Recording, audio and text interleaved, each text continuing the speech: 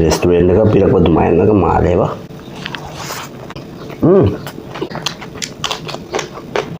Shathina haore. Hello isino mayam bisoma bloki magi digi mayam lo pu ikai khum no sari do ngasi gi mathel sidi upai leitana fried rice oina pu lakchare haibadi yerunga taraga ngoksala pu lai ba ko it fried rice sai tare aduga du umro ka cha se yaudre ne chathok ka thongna do papar ani ka lejare tilau ne gajar ne aduga di asena pudina ga yerunga ngokhai ba ko bihari maron di anda bhujia ka haibani ado muro khisu fresh hai to oidre karino ne sei tin makup se bo se papar se jong ne ure ong myam se hawadra fried rice myam chara khangani ko tam hawe mina wangang kala di train khongal pa horani ngonga na yera ai gi daw su ba dang side tawge he myam sa ba ipan palle ne sengak na le Devi yang agak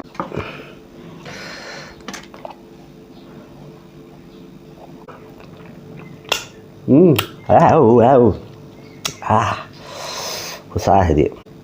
ai haina jaba mong da ngokhai jaba ni myam kanam gi copy ga taw jade ko myam haur ge restaurant ga pirak pa dumai na ga male ba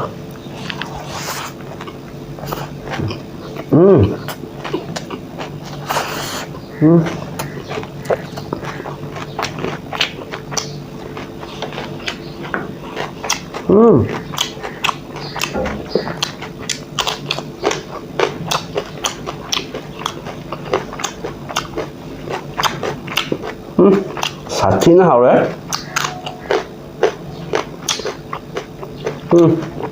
Myam mai chela.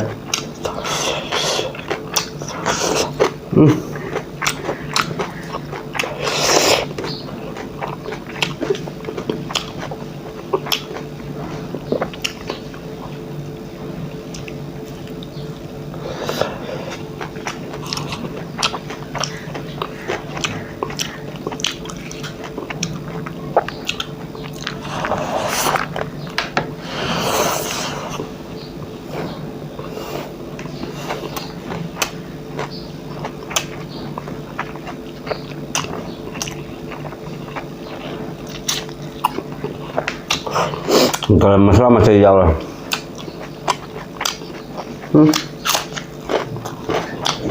Memang haus tu nanti nak post kape lah. Asam enggak?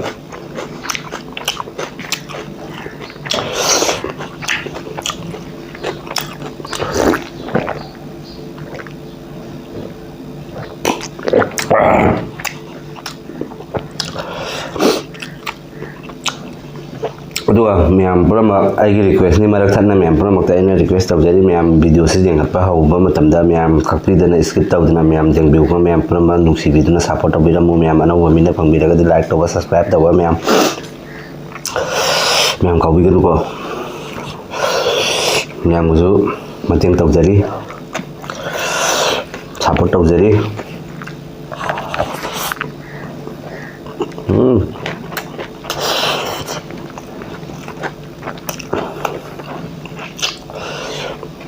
Mam cinti yang dibuat tasing hawi bah.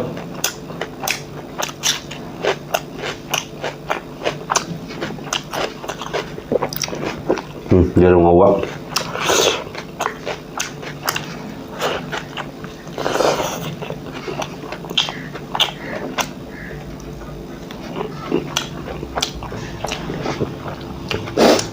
Hôm mấy thứ này thì đúng không thong cài đây các thực sự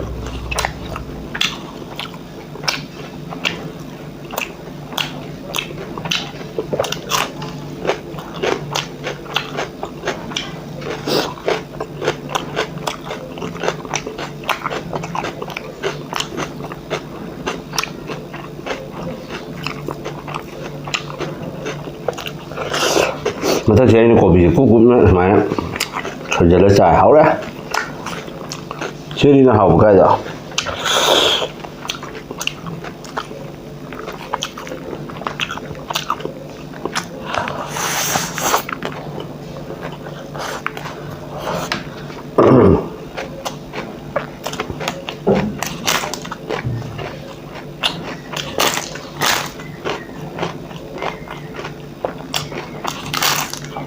ngꯧꯕꯁꯦ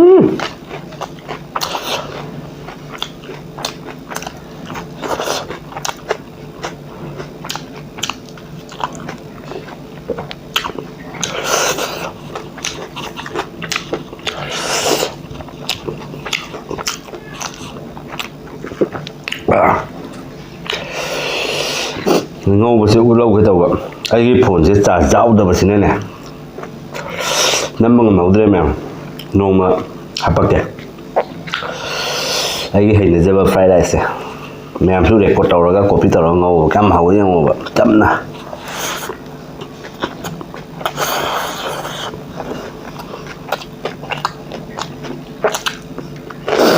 ꯈꯇꯪ ꯌꯦꯔꯨꯝ ꯑꯅꯤꯈꯛ ꯒꯥꯖꯔ ꯈꯔ ꯀꯨꯞ ꯀꯨꯞ ꯁꯣꯏꯕꯤꯔꯣ ꯀꯣꯕꯤ ꯈꯔ ꯀꯨꯞ ꯀꯨꯞ ꯁꯣꯏꯕꯤꯔꯣ ꯑꯁꯤꯗꯤ ꯃꯌꯥꯝꯁꯦ ꯈꯪꯉꯤ ꯄꯣꯠꯅꯤ ꯑꯗꯣ ꯍꯥꯎꯕ ꯍꯥꯎꯇꯕ ꯂꯩꯀꯣ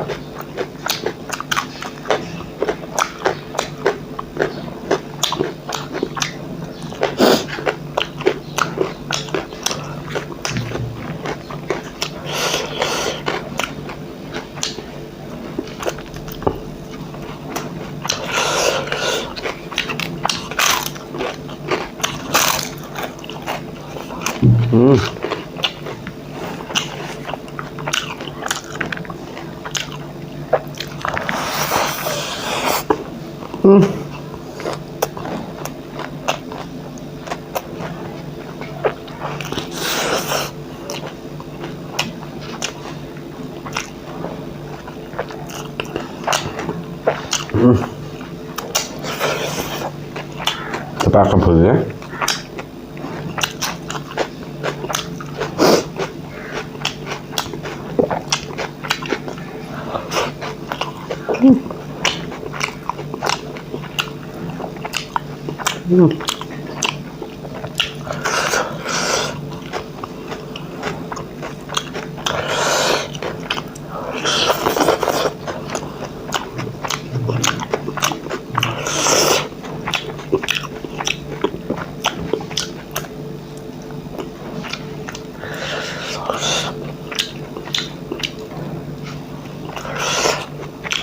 Dalam ni mem.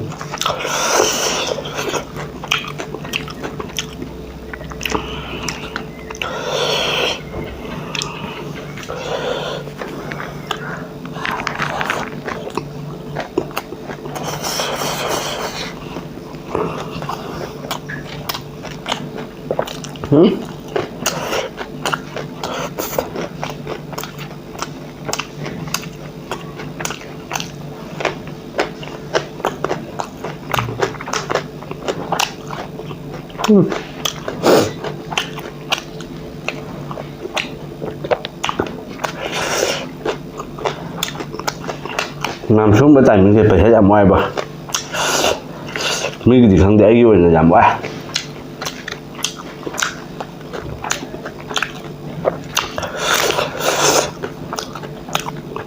Chaningbadi Mayamni peisana Upai Leitaba haitare ko mem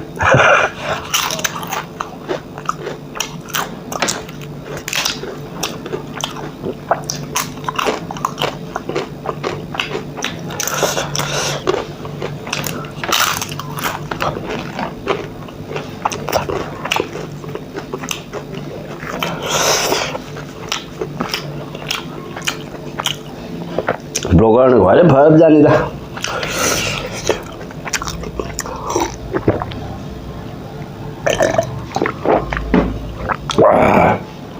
phab ai rồi sa man ai mini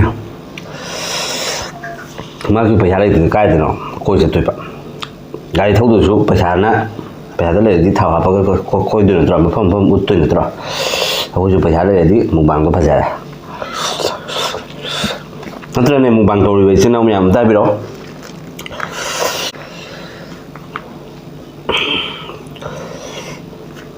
Nong monsuk kan ni mukbang kau kan mampu macam apa kan jiang ni macam jiang kan nuai tiang kau. Chaningbadi jangan awak ni pijak ya. Dah dia ni mampu dah mo. Di kai dah mana ibu member. Kan soalnya ngau ni member kan apa. Itu tu ai blog ke sembah dia, video ke sembah dia kau member. ꯅꯝꯐꯨꯗ ꯑꯩ ꯊꯣꯡ ꯍꯥꯡꯗꯣꯛꯑꯒ ꯑꯩꯅ ꯊꯣꯡꯅꯥꯎꯗ ꯍꯥꯡꯗꯣꯛꯑꯒ ꯑꯩ plate ꯑꯃ ꯄꯤꯕꯤꯈꯤꯕꯅꯤ ꯄ꯭ꯂꯦꯠꯀꯥꯁꯤꯐꯥꯎ ꯄꯤꯔꯛꯇ꯭ꯔꯤ ꯁꯞꯇꯥ 2 ꯐꯥꯔꯦ ꯀꯩꯖꯥꯠ ꯃꯄꯨꯒꯤ ꯃꯆꯥꯅꯨꯄꯥꯅꯣꯡꯁꯦ ꯃꯊꯤꯕꯣꯡ ꯉꯥꯎ ꯈꯤꯔꯈꯤꯁꯤ ꯌꯦꯡ ꯂꯩꯔꯝꯃꯤꯅꯤ ꯃꯌꯥꯝ ꯑꯉꯛꯄ ꯀꯩꯅꯣꯅꯤꯍꯦ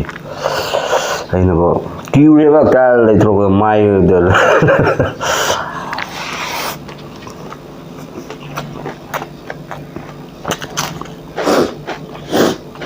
ꯃꯥ ꯑꯇꯥ ꯂꯩꯊꯣꯔꯛꯄꯗ ꯄꯣꯠꯇꯣ ꯃꯥꯏꯊꯣꯡꯗꯣ ꯀꯣꯔꯣꯛ ꯂꯩꯔꯝꯃꯦ ꯀꯤꯔꯣꯏꯗ꯭ꯔꯣ ꯃꯌꯥꯝ ꯂꯣꯏꯅꯦꯕ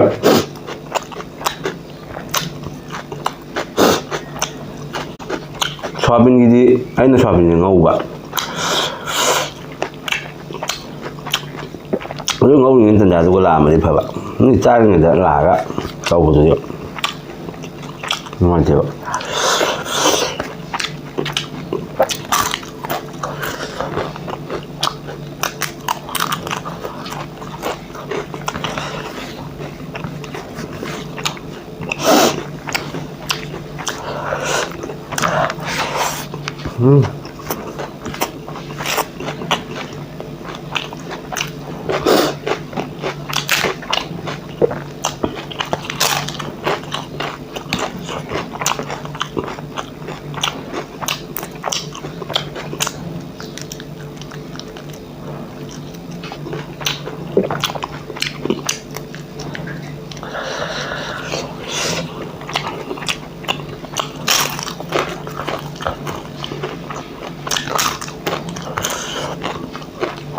ꯈꯨꯍꯥꯎꯁꯤꯗꯤꯕ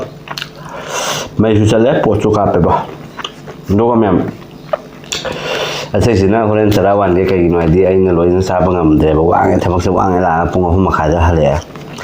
ꯊꯕꯛꯁꯦ ꯁꯨꯝ ꯇꯧꯔꯤꯉꯩꯗ ꯊꯣꯡꯕ ꯊꯥꯛꯄ ꯉꯧꯔꯤꯉꯩꯗ ꯁꯨꯝ ꯍꯧꯖꯤꯛ 4:30ꯗ ꯆꯠꯂꯦ ꯑꯗꯨꯗꯨꯅ ꯌꯣꯠꯁꯟꯕ ꯌꯥꯗ꯭ꯔꯦ ꯃꯌꯥꯝ ꯑꯩ ꯋꯥꯔꯗꯤ ꯆꯥꯛ ꯌꯥꯝ ꯆꯥꯅꯤꯡꯗꯦ ꯑꯗꯣ ꯃꯌꯥꯝ ꯁꯥꯎꯕꯤꯒꯅꯨ ꯑꯗꯨꯒ ꯑꯩꯒꯤ ꯔꯤꯀ꯭ꯋꯦꯁ ꯍꯥꯏꯕꯨ ꯑꯅꯧꯕ ꯃꯤꯅ ꯐꯪꯕꯤꯔꯒꯗꯤ ꯂꯥꯏꯛ ꯇꯧꯕ ꯁꯤꯌꯥꯔ ꯇꯧꯕ ꯁꯕꯁꯀ꯭ꯔꯥꯏꯕ ꯇꯧꯕ ꯃꯌꯥꯝ ꯅꯨꯡꯁꯤꯕꯤꯗꯨꯅ ꯁꯞꯄꯣꯔꯠ ꯇꯧꯃꯤꯟꯅꯁꯤꯀꯣ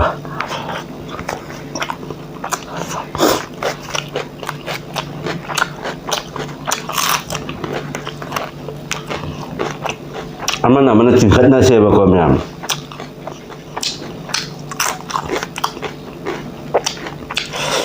ꯅꯣꯏꯅ ꯃꯄꯥꯟꯂꯣꯝꯒꯤꯗꯤ ꯑꯃꯅ ꯁꯞꯄꯣꯔꯠ ꯇꯧꯗꯅꯅꯦ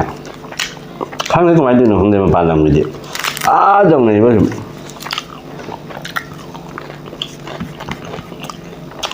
ꯅꯣꯛꯅꯗꯦꯕ